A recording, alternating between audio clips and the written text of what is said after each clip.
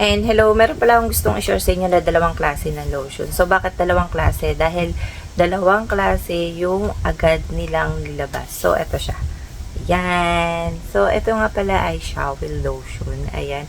Meron ako naging review nito, yung pink tsaka blue, na unang nilabas nila yung pink na maraming review. So, saan ko to nakita? So, may magtatanong, saan ko siya nabili? Sa TikTok ko siya nabili. So, magkano ko siya nabili? 200 plus lang itong dalawa na ito. Pero, kung bibilin mo siya ng isa, 150 plus. Hindi ko sure kung mas ano niya, price niya. Pero, iba-iba kasi. Nagsisale din sila. So, ayun. Sa TikTok, ako tumitingin ng iba't ibang klase na gusto kong i-share sa inyo at i-review.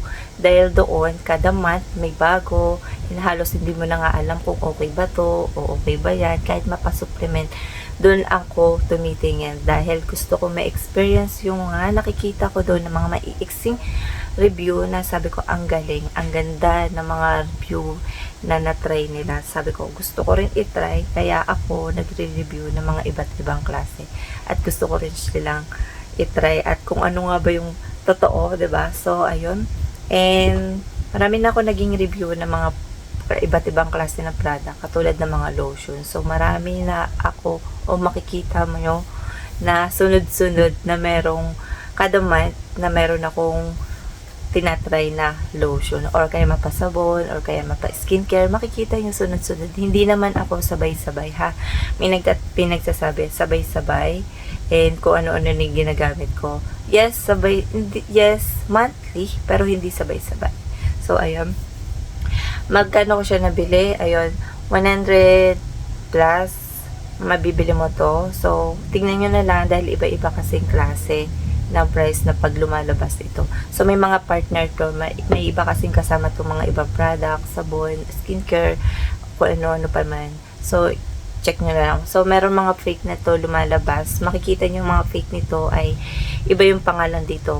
Tsaka yung loob. Puti lang yung loob nito kahit yung mga nauna nila. Puti lang ang loob. Yung pink tsaka blue.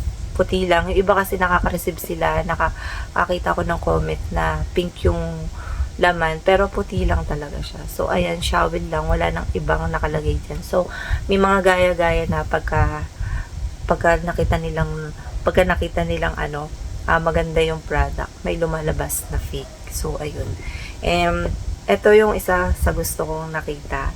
Dahil ilang araw ko pa lang siya nagagamit and nagustuhan ko na siya. So, bali mag-1 week. So, dito muna tayo sa isa. Ito ay pang umaga, tong kulay puti na to. Ayan, nakalagay dito. Ito yung packaging niya. May ganito siya. Ayan. Ayan, parang na talagang hindi siya dikit or talagang nakaano siya sa packaging. So, yung expiration 2025, 28, 25 siya ginawa. So, andito yung ingredients niya. Sobrang dami. And paano naman siya gamitin? Siyempre, after mo mag-clean and mag-dry ng skin mo or and ginagamit to. Alam nyo naman yun. So, sa mga fraggy, magtanong muna kayo sa mga OB nyo. Yung iba, sinasabing pwede to, mas okay na nagtatanong sa inyong OB. So, ayan, 500 ml to. Ayan, malaki siya. So, punong-puno siya. Hanggang dito siya nung unang nakita ko. So, naka-plastic to. Tapos, may ganito siya. Ayan. Ayan yung mga patalandaan na hindi siya fake. So, yung laman nito ay kulay puti. Ayan, papakita ko siya. Ito ay whitening body lotion. Meron siya AHA, niacinamide, tocopherol, acetate, and alpha-arbutin. Meron siya vitamin C and derivative. Ayan, nakalagay siya dyan. Nakalagay rito ay 5 times whitening ingredients. Yung pina-active ingredients niya, ito siya. So, mapapansin nyo, parang serum siya, pero hindi siya nakalagay na serum lotion. So, parang may serum na rin siya. Yung niya. Yung tatak niya hindi natatanggal kaagad. Kinukut-kut ko to, hindi siya. Hindi katulad na iba yung natatanggal, diba, yung mga nakasulat. Ito, hindi. Matibay yung pagka-packaging niya. So, nakalagay dito, daytime use siya talaga. Ayan, pang umaga, ayan, makikita nyo naman pag araw. Radiant and even skin to nakalagay dyan. Ayan. And papakita ko yung tsura niya. So, ayan. Kung ano yung tsura niya. Ayan. Ito siya. Ayan. Kahit damihan nyo, hindi siya yung sobrang lagkit pagka ina-apply na. Lalo na sa init. Hindi siya doon. So, ayan. Kung gusto nyo ng kahit na maparami, ayan. Ito siya. Ayan. Hindi siya yung parang instant whitening na may white, 'di ba? Yung ibang lotion meron. So, ito ay madaling ma-absorb pagka nasa blower ka. I mean, electric fan. So, ayan. Yung amoy niya parang sampagita. Paka-asosyali ng amoy niya. Tsaka mabango siya. Yung, I mean, kumakapit siya, pero hindi siya mahalimuyak ka. Pero sa una lang, parang mahalimuyak. Hindi siya katulad ng mga lotion na parang perfume na amoy, hindi siya. So, ayun, dinescribe ko na yung ano niya. Kung sa bango. Kasi yung iba, karaniwan, gusto sobrang bango, tas di na kailangan mag-perfume. Ito hindi naman. I mean, parang mild lang, tas hindi siya yung sobrang mahalimuyak pagka tumagal. So, yung iba kasi lotion, hindi tumatagal. So, ayan siya. Makintab lang siya. Ayan. Tuyo na siya sa skin ko, na-absorb na siya kaagad. Sa init, hindi siya yung para malagkit or kaya maiirita ka or mabigat. So, hindi yun. Ayan siya. Ayan. So, dito naman tayo sa isa. Ito yung isa sa mga gusto ko pang gabi.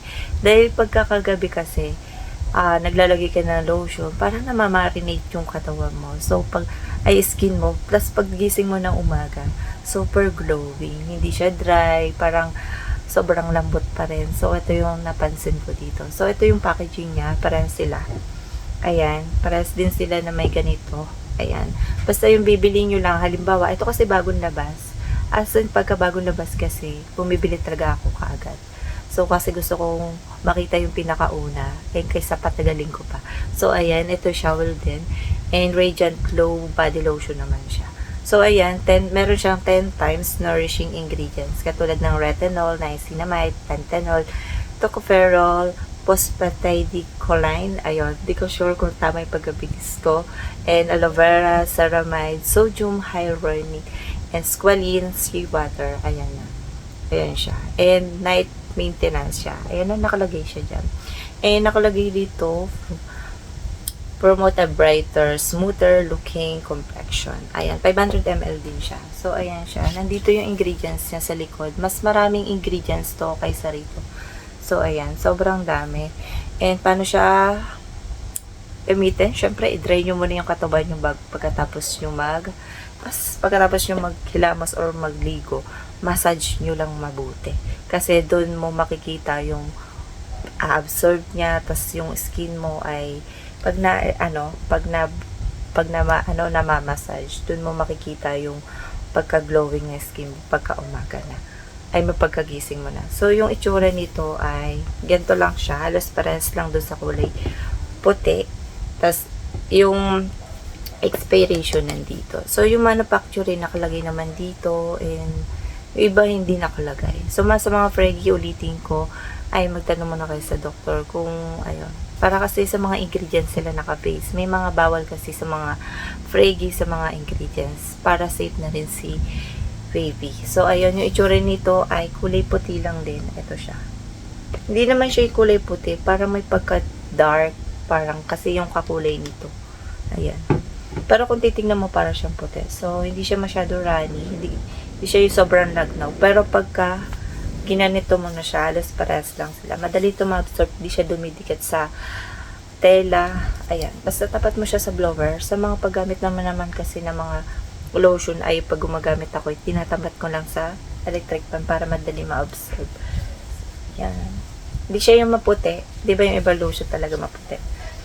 Yung amoy nito ay parang super mild na. Parang ano, di ko may... Ayun, parang amoy vanilla. Parang ganun sa akin. Parang amoy sakura sa ibang part. Hindi ko pa naamoy mga sakura, no? Mga cherry blossom. Hindi ko pa alam. Yung totoong bulaklak ka. Kasi sa mga nagbe-base lang tayo sa mga product. Pero hindi ko alam. Ang alam ko kasi walang mga amoy yung mga yun. So, ayan siya.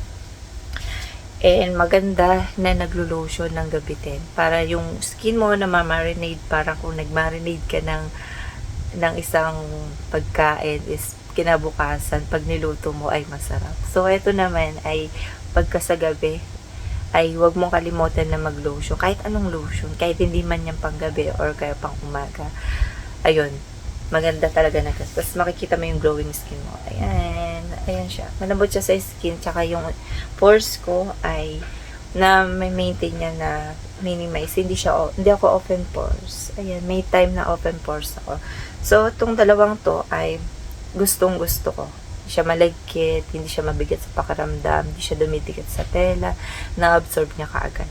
So, hindi naman ako, may magtatanong, no lumabas ba ako sa init? Tag-ulan na kasi ngayon, kaya hindi na ako masyado parang nangingitim. So, bumabalik na rin yung skin ko. So, ayan, maputi lang yung face ko.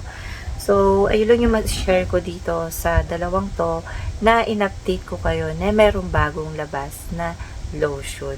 Kasi yung iba nagtatanong, ano kaya yung mga bagong labas? Yung iba tumitingin sa Watson. Ako rin tumitingin din. So, may mga monthly or kaya ilang months, may lumalabas na iba't ibang klase ng product. Kaya minsan natatabunan yung mga luma. Pero yung iba, kahit yung mga luma, magaganda pa rin yun. So, ayun. Kasi hindi lang talaga napapansin. Pero yung mga bagong labas, napapansin. Pero, pagkatagal-tagalan, pag may lumabas, naluluma rin siya. Pero maganda yung mga naging resulta. So, ayun lang yung masasabi ko dito. And see you next vlog. Bye!